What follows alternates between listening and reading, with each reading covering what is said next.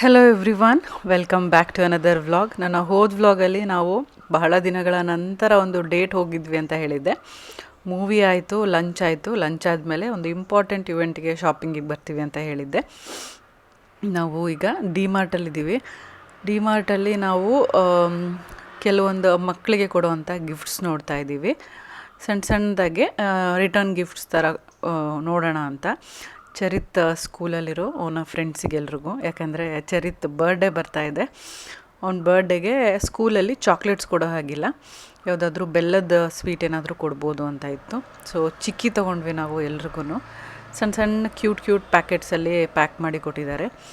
ಅದ್ರ ಜೊತೆಗೆ ರಿಟರ್ನ್ ಗಿಫ್ಟ್ಸಿಗೆ ಅಂತ ನಾವು ಸಣ್ಣ ಸ್ಕೆಚ್ ಪೆನ್ಸ್ ತೊಗೊಂಡ್ವಿ. ಹಾಗೆಯೇ ಅವ್ನ ಬರ್ಡೇ ಗಿಫ್ಟ್ ಕೊಡೋಕ್ಕೆ ಅಂತ ಇಲ್ಲಿ ಬಂದಿದ್ದೀವಿ. ಅವನಿಗೆ ಫೇವ್ರೆಟ್ ಅಂದರೆ ವೆಹಿಕಲ್ಸು. ಸೊ ಅವನಿಗೆ ಕಾರ್ತಿಕ್ ಒಂದು ಒಳ್ಳೆ ವಿಂಟೇಜ್ ಕಾರ್ ತೊಗೊಳ್ಳೋಣ ಅಂತ ಹೇಳಿದ್ರು. ಸೊ ಇಲ್ಲಿ ಬಂದು ಮದರ್ ಕೇರಲ್ಲಿ ಕಾರ್ ತೊಗೊಂಡ್ವಿ. ಅದಾದಮೇಲೆ ಇಲ್ಲಿ ಎಳ್ಳೀರು ಕುಡಿಯೋಕ್ಕೆ ಬಂದಿದ್ದೀವಿ. ತುಂಬ ಅಂದರೆ ತುಂಬ ಬಿಸಿಲಿತ್ತು. ಸುತ್ತಾಡಿ ಸಾಕಾಗಿ ಹೋಗಿದೆ. ನನ್ನ ಮುಖ ನೋಡಿದ್ರೆ ಗೊತ್ತಾಗ್ತಿರ್ಬೋದು. ಎಷ್ಟು ಅಂಗಡಿ ಸುತ್ತಿದ ಮೇಲೆ ನಮಗೆ ಒಳ್ಳೊಳ್ಳೆ ಗಿಫ್ಟ್ಸ್ ಸಿಕ್ತು ಫೈನಲಿ. ಸೊ ಇಲ್ಲಿ ಬಂದು ಎಳ್ಳೀರು ಕುಡಿದ್ಮೇಲೆ ಚೆನ್ನಾಗಿ ಅನಿಸ್ತು. ಅಷ್ಟರಲ್ಲಿ ಚರಿತ್ಗೆ ಪಿಕ್ ಮಾಡೋ ಅಂಥ ಟೈಮ್ ಆಗಿತ್ತು. ಸೊ ಈಗ ಸ್ಕೂಲಿಗೆ ಬಂದಿದ್ದೀವಿ. ನಾನು ಬರ್ತೀನಲ್ಲ ಅವನಿಗೆ ಕರ್ಕೊಂಡು ಹೋಗೋಕ್ಕೆ. ಸೊ ಇವತ್ತು ಅವ್ರ ಅಪ್ಪಾಜಿ ಬಂದಿರೋದಕ್ಕೆ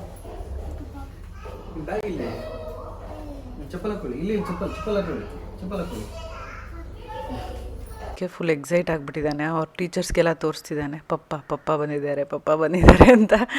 ಅಷ್ಟು ಖುಷಿ ಅವನಿಗೆ. ಬೆಳಗ್ಗೆಯಿಂದ ನಮಗಿಷ್ಟ ಆಗಿದ್ದ ಕೆಲಸಗಳೆಲ್ಲ ಮಾಡಿದ್ವಿ, ಮೂವಿ ನೋಡಿದ್ವಿ, ಲಂಚ್ಗೆ ಹೋಗಿದ್ವಿ.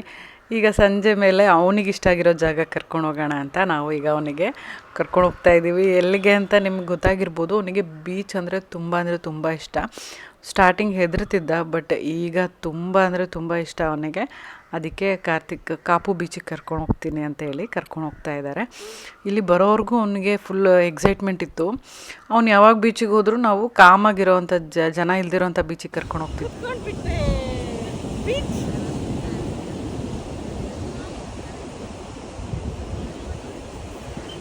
ಬಟ್ ಫಸ್ಟ್ ಟೈಮ್ ಕಾಪುಗೆ ಬಂದಿದ್ದೀವಿ. ಇಲ್ಲಿ ಎಲ್ಲರೂ ಬೀಚಲ್ಲಿ ಆಟಾಡ್ತಿರೋದು ನೋಡಿ ಫಸ್ಟ್ ಸ್ವಲ್ಪ ಹೊತ್ತು ಸುಮ್ಮನೆ ಅಬ್ಸರ್ವ್ ಮಾಡ್ತಾ ಇದ್ದ. ಆಮೇಲೆ ಸ್ಲೋ ಆಗಿ ಹೋಗೋಣ ಅಂತ ಫಸ್ಟ್ ಮರಳಲ್ಲಿ ಆಟಾಡ್ದ, ಆಮೇಲೆ ನೀರು ಟಚ್ ಮಾಡ್ದ, ಆಮೇಲೆ ಟಚ್ ಮಾಡಿದ್ಮೇಲೆ ಬರೋಕ್ಕೆ ರೆಡಿ ಇರಲಿಲ್ಲ ವಾಪಸ್ಸು. ಅಷ್ಟು ಎಂಜಾಯ್ ಮಾಡ್ದ. ಅವನ ಬೀಚ್ ಟಾಯ್ಸ್ ಕೂಡ ತೊಗೊಂಡು ಬಂದಿದ್ದೀವಿ. ಸೊ ಅದರಲ್ಲಿ ಹೆಂಗೆ ಆಟಾಡ್ತಿದ್ದಾನೆ ನೋಡಿ.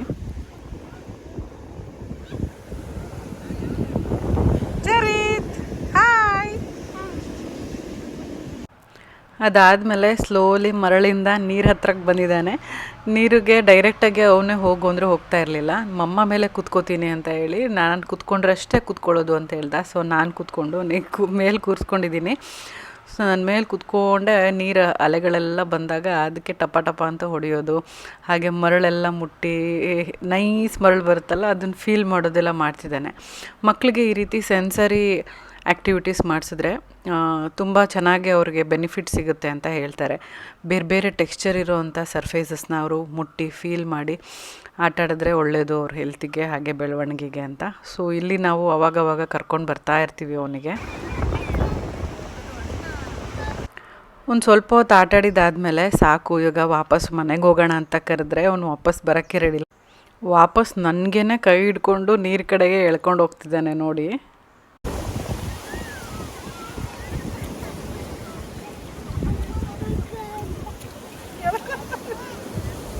ನಮಗೆ ಉಡುಪಿಗೆ ಬಂದ ದಿನದಿಂದನೇ ಕಾಪು ಬೀಚ್ಗೆ ಹೋಗಬೇಕು ಅಂತ ತುಂಬ ಇಷ್ಟ ಇತ್ತು. ಯಾಕಂದರೆ ಎಷ್ಟೋ ಜನ ನಮ್ಮ friends, relatives pre wedding photoshoot ಎಲ್ಲ ವಿಡಿಯೋಸಲ್ಲಿ ಮತ್ತು ಮೂವೀಸಲ್ಲಿ ಎಲ್ಲ ಈ ಬೀಚು, ಲೈಟ್ ಹೌಸು ಎಲ್ಲ ನೋಡಿದ್ವಿ. ಅಲ್ಲಿ ಒಂದು ಸಲ ವಿಸಿಟ್ ಕೊಡಬೇಕು ಅಂತ ಇತ್ತು. ಬಟ್ ಯಾರಿಗೆ ಕೇಳಿದ್ರು ಅಲ್ಲಿ ಸ್ವಲ್ಪ ಕ್ರೌಡೆಡ್ ಇರುತ್ತೆ ಅಂತ ಹೇಳೋರು. ನಾವು ತುಂಬ ಕ್ರೌಡೆಡ್ ಇರೋ ಬೀಚಿಗೆ ಹೋಗೋದು ಬೇಡ ಅಂತ ಅವಾಯ್ಡ್ ಮಾಡ್ತಿದ್ವಿ. ಬಟ್ ಇವತ್ತು ನನಗೆ ಕ್ರೌಡ್ ಇದ್ದರೂ ಕೂಡ ಅಷ್ಟು ಕ್ರೌಡೆಡ್ ಅನಿಸ್ಲಿಲ್ಲ ನನಗೆ. ಇಷ್ಟು ಕ್ರೌಡ್ ಇದ್ದರೆ ಮ್ಯಾನೇಜಬಲು. ನಮಗೆ ಅಂತ ಒಂದಷ್ಟು ಆಟ ಆಡೋಕ್ಕೆ ಜಾಗ ಸಿಕ್ಕಿದ್ರೆ ಸಾಕು. ಇಷ್ಟೂ ಜಾಗ ಸಿಗದೇ ಇರೋ ಅಷ್ಟು ಕ್ರೌಡೆಡ್ ಇರುತ್ತೆ ಅಂತ ಅಂದ್ಕೊಂಡು ನಾವು ಬರೋಕ್ಕೆ ಆಗಿರಲಿಲ್ಲ. ಇವತ್ತು ಬಂದಿದ್ದು ನಂಗೆ ತುಂಬ ಚೆನ್ನಾಗಿ ಅನಿಸ್ತು. ಇಲ್ಲಿ ತಿನ್ನೋಕ್ಕೂ ಕೂಡ ಅದು ಇದು ಏನೇನೋ ಸ್ನ್ಯಾಕ್ಸ್ ಇಟ್ಟಿರ್ತಾರೆ. ಸೊ ಅಲ್ಲಿ ಪೊಟೆಟೊ ಕ್ರಿಸ್ಪಿ ತೊಗೊಂಡಿದ್ವಿ. ಅದಾದಮೇಲೆ ನಾವು ಚರಿತ್ರೆ ಕರ್ಕೊಂಡು ಮನೆಗೆ ವಾಪಸ್ ಹೋಗ್ತಿದ್ದೀವಿ. ಅವನಂತೂ ಕಂಪ್ಲೀಟಾಗಿ ಎಂಜಾಯ್ ಮಾಡಿ ಫುಲ್ ಸ್ಯಾಟಿಸ್ಫೈಡ್ ಆಗಿದ್ದಾನೆ, ಖುಷಿಯಾಗಿದ್ದಾನೆ. ಅವನ ಮುಖ ನೋಡಿ ನಮಗೂ ತುಂಬ ಖುಷಿ ಆಯಿತು. ನೆಕ್ಸ್ಟ್ ಡೇ ಅವನ ಫೇವ್ರೆಟ್ ಪೀಪಲ್ ಬರೋ ದಿನ. ಸೊ ಬೆಳಗ್ಗೆನೇ ಫ್ರೆಶ್ ಆಗಿ ರೆಡಿ ಮಾಡಿಸ್ತಾ ಇದ್ದೀನಿ. ಅವನ ಸ್ನಾನಕ್ಕೆ ನೀವೇನು ಬಳಸ್ತೀರಾ, ಹಾಗೆಯೇ ಅವ್ನ ಸ್ಕಿನ್ ಕೇರ್ ಹೇಗೆ ಮಾಡ್ತೀರಾ ಅಂತ ನನಗೆ ರಿಪೀಟೆಡಾಗಿ ಕಮೆಂಟ್ಸ್ ಬರ್ತಾನೆ ಇರುತ್ತೆ. ಮೊದಲಿಗೆ ನಾನು ಅವನ ಸ್ನಾನಕ್ಕೆ deeply nourishing body wash for babies by Mamaearth use ಮಾಡ್ತೀನಿ. ಇದು ಟಿಯರ್ ಫ್ರೀ ಆಗಿದೆ, ಹಾಗೆ ಇದನ್ನು ಕೋಕೋನಟ್ ಬೇಸ್ಡ್ ಕ್ಲೆನ್ಸರ್ಸಿಂದ ಮಾಡಿದ್ದಾರೆ.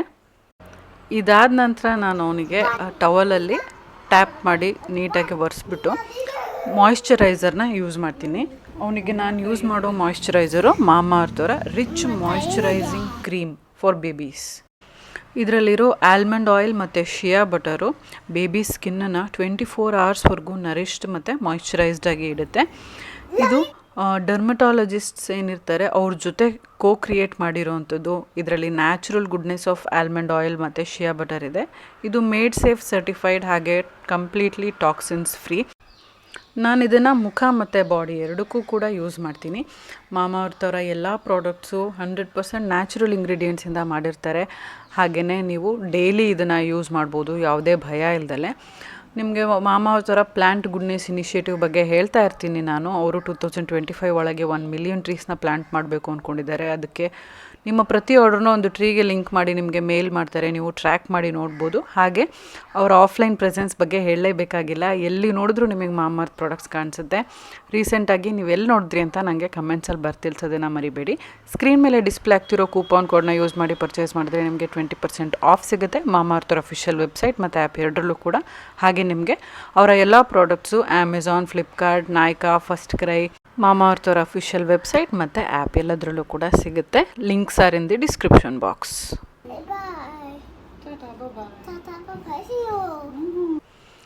ಸೊ ಈಗ ಮನೆಗೆ ಗೆಸ್ಟ್ಸ್ ಬರ್ತಾ ಇದ್ದಾರೆ. ಅದರಲ್ಲೂ ಚರಿತಿನ ಫೇವ್ರೆಟ್ ಗೆಸ್ಟ್ ಅಂತಲೇ ಹೇಳ್ಬೋದು. ಯಾಕೆ ಬರ್ತಿದ್ದಾರೆ ಅಂದರೆ ನಿಮ್ಗೆ ಆಲ್ರೆಡಿ ನಾನು ಹೇಳ್ದಾಗೆ ಚರಿತ್ ಬರ್ಡೇ ಬರ್ತಾ ಇದೆ. ಸೊ ಅವ್ನ ಫೇವ್ರೆಟ್ ಪೀಪಲ್ ಇಲ್ದಲ್ಲೇ ಅವ್ನು ಬರ್ಡೇ ಮಾಡಿದ್ರೆ ಚೆನ್ನಾಗಿರಲ್ಲ. ಸೊ ಅವರ ಇಬ್ಬರೂ ಅಜ್ಜಿ ತಾತ ಅಂದರೆ ನನ್ನ ಪೇರೆಂಟ್ಸು ಮತ್ತು ಕಾರ್ತಿಕ್ ಪೇರೆಂಟ್ಸು ಇಬ್ಬರೂ ಬರ್ತಾ ಇದ್ದಾರೆ. ಅದನ್ನು ನಾನು ಅವನಿಗೆ ಹೇಳಿದೆ ಈಗ ಬರ್ತಾ ಇದ್ದಾರೆ ಅಂತ. ನಾನು ಸುಮ್ಮನೆ ಹೇಳ್ತಿದ್ದೀನಿ ಅಂದ್ಕೊಂಡಿದ್ದಾನೆ ಅವನು. ನಿಜವಾಗ್ಲೂ ಬರ್ತಾರೆ ಅಂತ ಗೊತ್ತಿಲ್ಲ. ಯಾವಾಗಾದರೂ ನಾನು ಹೇಳ್ತಿರ್ತೀನಿ ಬರ್ತಾರೆ ಬರ್ತಾರೆ ಅಜ್ಜಿ ತಾತ ಬರ್ತಾರೆ ಅಂತ.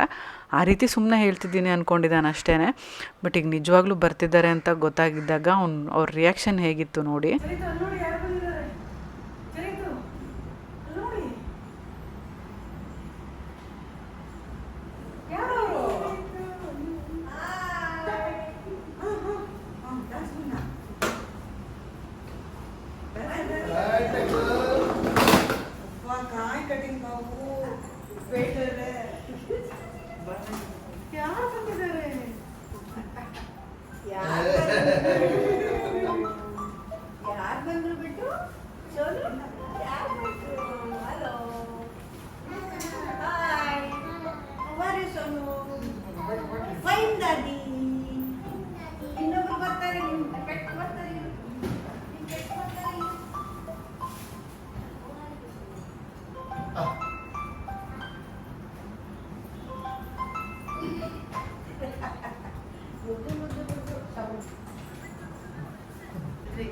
ವರ್ಲ್ಡ್ ಕಪ್ ಅಲ್ಲಿ ಎಲ್ಲರೂ ಪ್ಲೇಯರ್ಸ್ ಇದ್ದಾರೆ.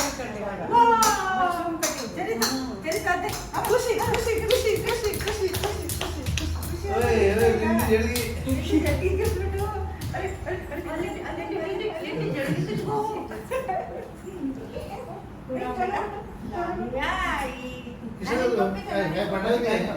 ಏನಾದ್ರೂ ಇದೆಯಾ ಚೆಕ್ ಮಾಡ್ಕೊಂಡ್ ಬರ್ತೀನಿ.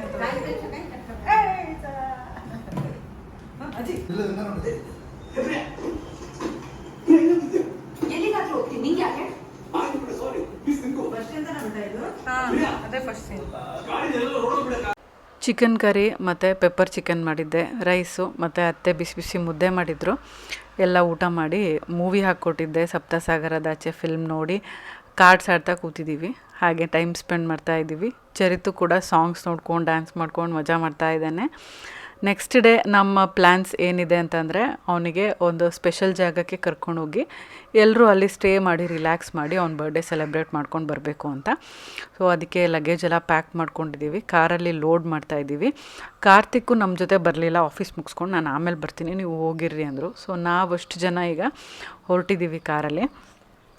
ಚರಿತ್ ಫುಲ್ ಅಂದರೆ ಫುಲ್ ಎಕ್ಸೈಟೆಡ್ ಆಗಿದ್ದಾನೆ. ಸ್ಕೂಲಿಂದ ಬಂದ ತಕ್ಷಣ ನಾವು ಲಗೇಜ್ ಎಲ್ಲ ಪ್ಯಾಕ್ ಮಾಡಿಟ್ಟಿರೋದು ನೋಡಿ ಎಲ್ಲೋ ಹೋಗ್ತಿದ್ದೀವಿ ಅಂತ ಗೊತ್ತಾಯಿತು ಅವನಿಗೆ.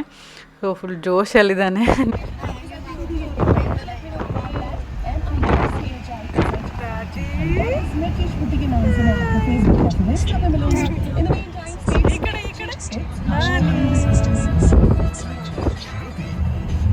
ಸೊ ನಮ್ಮ ಮನೆಯಿಂದ ಒಂದು ಅರ್ಧ ಗಂಟೆ ದೂರದಲ್ಲಿರೋ ಒಂದು ಜಾಗಕ್ಕೆ ಬಂದಿದ್ದೀವಿ ನಾವು. ಇದು ಕೋಟದ ಹತ್ರ ಒಂದು ಬೀಚ್ ಹೌಸು. ಇಲ್ಲಿ ಏನು ಸ್ಪೆಷಾಲಿಟಿ ಅಂದರೆ ಮನೆ ತುಂಬ ಸಿಂಪಲ್ಲಾಗಿದೆ, ಅಚ್ಚುಕಟ್ಟಾಗಿದೆ. ಇಲ್ಲಿ ಗೇಟ್ ಓಪನ್ ಮಾಡಿದ್ರೆ, ಮನೆ ಗೇಟ್ ಓಪನ್ ಮಾಡಿದ್ರೆ ಬ್ಯಾಕ್ ಗೇಟು, ಅಲ್ಲಿಂದ ಡೈರೆಕ್ಟ್ ಬೀಚ್ ಆ್ಯಕ್ಸಸ್ಸು.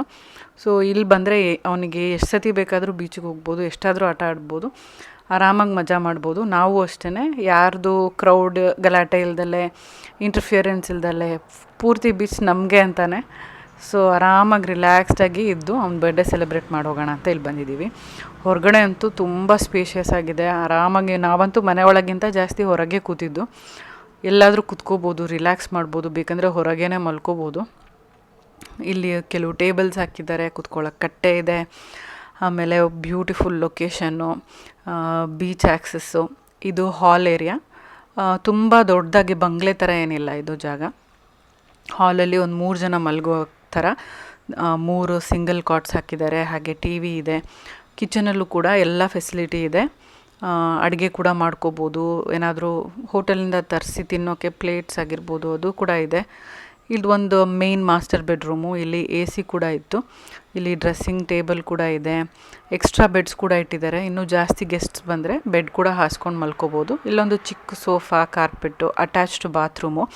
ಇಲ್ಲಿ ಹಂಡೆ ಒಲೆ ಕೂಡ ಇದೆ. ಅದ್ರ ಜೊತೆಗೆ ಇನ್ಸ್ಟೆಂಟ್ ಗ್ಯಾಸ್ ಗೀಸರ್ ಕೂಡ ಇದೆ. ಅಟ್ಯಾಚ್ಡ್ ಟಾಯ್ಲೆಟ್ ಇದೆ, ಮತ್ತು ವಾಶ್ ಬೇಸಿನ್ ಏರಿಯಾ, ಎಲ್ಲ ಥರದ ಫೆಸಿಲಿಟಿನೂ ಇದೆ ಇಲ್ಲಿ. ಅದಾದಮೇಲೆ ನಾವು ಇನ್ನೊಂದು ಬೆಡ್ರೂಮಿಗೆ ಹೋಗೋದಾದರೆ ಅಲ್ಲಿ ಅಟ್ಯಾಚ್ಡ್ ಬಾತ್ರೂಮ್ ಇಲ್ಲ. ಅವರಿಗೆ ಕಿಚನ್ನಿಂದ ಜನ್ರಲ್ ಬಾತ್ರೂಮ್ಗೆ ಹೋಗೋಕ್ಕೆ ಒಂದು ಕನೆಕ್ಷನ್ ಇದೆ. ಈ ರೂಮಲ್ಲಿ ಎ ಸಿ ಬದಲು ಒಂದು ಕೂಲರ್ ಇಟ್ಟಿದ್ದಾರೆ. ಇದರಿಂದ ಕೂಡ ಚೆನ್ನಾಗೆ ಕೂಲ್ ಏರ್ ಬರುತ್ತೆ, ಅಷ್ಟೇನು ಸೆಕೆ ಆಗೋದಿಲ್ಲ. ಇಲ್ಲಿ ಒಂದು ಚಿಕ್ಕ ಶೋ ಕೇಸ್ ಇದೆ. ಅದಾದಮೇಲೆ ಇಲ್ಲಿಂದ ಕಿಚನ್ ಆ್ಯಕ್ಸಸ್ ಕೂಡ ಇದೆ. ಈ ಬೆಡ್ರೂಮ್ ಕೂಡ ಮೀಡಿಯಮ್ ಸೈಜ್ ಇದೆ, ಚೆನ್ನಾಗಿದೆ, ಕಂಫರ್ಟೇಬಲ್ ಆಗಿದೆ. ಹಾಗೆಯೇ ಕಿಚನಲ್ಲಿ ಬೇಕಾಗಿರೋ ಎಲ್ಲ ಸಾಮಾನು ಇಟ್ಟಿದ್ದಾರೆ. ರೆಫ್ರಿಜರೇಟರ್ ಇದೆ, ಅವನ್ ಇದೆ, ಮತ್ತು ಡೈನಿಂಗ್ ಟೇಬಲ್ ಇದೆ, ಕಟ್ಲರೀಸ್ ಕೂಡ ಎಲ್ಲನೂ ಇದೆ. ಬಟ್ಟೆ ಒಕ್ಕೊಳ್ಳೋಕ್ಕೆ ವಾಷಿಂಗ್ ಮಿಷಿನ್ ಕೂಡ ಇದೆ. ಬೇಸಿಕ್ ಪಾತ್ರೆಗಳು, ಹಾಗೆಯೇ ಗ್ಲಾಸಸ್ಸು ಇಲ್ಲಿ ನೋಡ್ತಿರ್ಬೋದು ನೀವು. ನಮಗೆ ಯಾವುದಕ್ಕೂ ಕೊರತೆ ಬರ್ದಿರೋ ಥರ ಎಲ್ಲ ಇಟ್ಟಿದ್ದಾರೆ. ಇಲ್ಲಿಂದ ಆ ಕಡೆ ಹೋದರೆ ಜನರಲ್ ಬಾತ್ರೂಮು. ಇದಿಷ್ಟು ಈ ಮನೆ. ಇಲ್ಲಿ ಸೆಲೆಬ್ರೇಷನ್ ಎಲ್ಲ ಹೇಗಾಯಿತು ಅಂತ ನಿಮಗೆ ನೆಕ್ಸ್ಟ್ ವ್ಲಾಗಲ್ಲಿ ಗೊತ್ತಾಗುತ್ತೆ. ಸೊ ಇವತ್ತಿನ ಈ ವ್ಲಾಗ್ ಇಷ್ಟ ಆಗಿದ್ದರೆ ಲೈಕ್ ಮಾಡಿ, ಫ್ರೆಂಡ್ಸ್ ಆ್ಯಂಡ್ ಫ್ಯಾಮಿಲಿ ಜೊತೆ ಕೂಡ ಶೇರ್ ಮಾಡಿ. ನೀವೇನೋ ನಮ್ಮ ಚಾನಲ್ನ ಸಬ್ಸ್ಕ್ರೈಬ್ ಮಾಡದೆ ನೋಡ್ತಾ ಇದ್ದರೆ ಸಬ್ಸ್ಕ್ರೈಬ್ ಮಾಡಿ, ಪಕ್ಕದಲ್ಲಿರೋ ಬೆಲ್ಲೈಕನ್ನ ಕ್ಲಿಕ್ ಮಾಡೋದ್ರಿಂದ ನನ್ನ ಎಲ್ಲ ವಿಡಿಯೋ ನೋಟಿಫಿಕೇಷನ್ ನಿಮ್ಮ ಮೊಬೈಲ್ಗೆ ತಕ್ಷಣ ಸಿಗುತ್ತೆ ಅಂತ ಹೇಳ್ತಾ ಈ ವ್ಲಾಗ್ನ ನಾನು ಇಲ್ಲಿಗೆ ಮುಗಿಸ್ತಾ ಇದ್ದೀನಿ. See you all in my next vlog. Till then take care, bye.